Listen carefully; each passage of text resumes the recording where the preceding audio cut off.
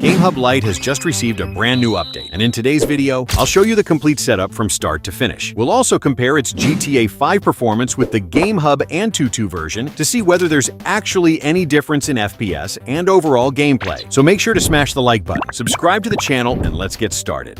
Alright guys, this is the GameHub Lite Emulator. Let's open it up. One of the best things about this emulator is that it works in both online and offline modes. Inside, you'll find both a PC emulator and Steam. You can log in with your Steam account and play your Steam library games. But for this video, we'll be using the PC emulator. Tap on Import PC Games. Your internal storage will open. Navigate to the folder where you've stored your game files. Open the game folder, select GTA5 Launcher.exe, and tap Confirm. The game will now be added to your library. At the same time, all the required components such as framework, wine, and DXVK will automatically start adding. Let the process finish completely. Once everything has been added, go back to the main screen. Tap the three-dot menu on GTA5 and open PC Game Settings. The interface here looks similar to the old GameHub UI. Now open the Compatibility tab and go to Translation Params. I've selected the Extreme preset. Under GPU driver, choose the driver that works best for your device. If you're using a Snapdragon processor, select the latest Turnip driver. If you're using a Dimensity or any other chipset, you can simply use the system driver. Next, select DXVK version 2.6.1 async, and then choose the latest available VKD3D version. Now head over to General Settings and choose the resolution that best suits your device. I'm using 1600 x 720 for an ultra-wide resolution, but you should adjust the resolution according to your device. If you're using a low-end device, it's recommended to use a lower resolution for better performance. Once that's done, go back. We're ready to launch the game. With just one tap, GTA5 starts booting. When the game opens, swipe from right to left and enable the touch controls so that the on-screen control layout appears. In the bottom left corner, you'll also see the FPS counter, which you can drag and place anywhere on the screen. The game is now running, and we're getting around 50 FPS. I'm controlling the game using a wireless controller, although you can also play using the on-screen controls. Personally, I prefer playing GTA games with a controller. As you can see, the on-screen controls aren't being used because I'm playing entirely with the controller. Swipe from right to left again to access more options. At the top, you'll find the touch control opacity slider, which lets you adjust the transparency of the controls. Below that, you'll see multiple control layouts that you can switch between and customize. I think this layout works the best. Now go to the performance section. Leave native rendering as it is and disable Enable Frame Limit so the game can run beyond 60 FPS. At the moment, we're getting around 40 to 50 FPS. In the same performance menu, you'll also find HDR and CRT display effects, which can make the game's visuals look even better. Now enable frame generation. Open its settings, choose the balanced preset, and set the flow scale to 0.60. This provides a great balance between performance and visual quality. With these settings, you can even see the FPS crossing 100 in certain situations. Of course, performance will still vary depending on what's happening in the game. Right now, we're using balanced mode for frame generation. You can switch to max or boost mode if you want even higher FPS, but those modes may introduce input lag and graphical glitches. That's why I recommend sticking with balanced for the best overall experience. As you can see, this is the standard GameHub Lite version, and with frame generation enabled, we're easily getting around 80 to 90 FPS without any major issues. Now, if we compare it with the GameHub Lite AnTuTu version, the difference isn't huge. The AnTuTu version gives around 90 to 100 FPS, so the performance improvement is only slight. During actual gameplay, the difference is barely noticeable. Overall, the GameHub Lite AnTuTu version performs slightly better, but the standard GameHub Lite version is already excellent. You can choose whichever version works best for your device. If you enjoyed this video, don't forget to leave a like and subscribe to the channel for more content. Thanks for watching, and I'll see you in the next one. Peace out.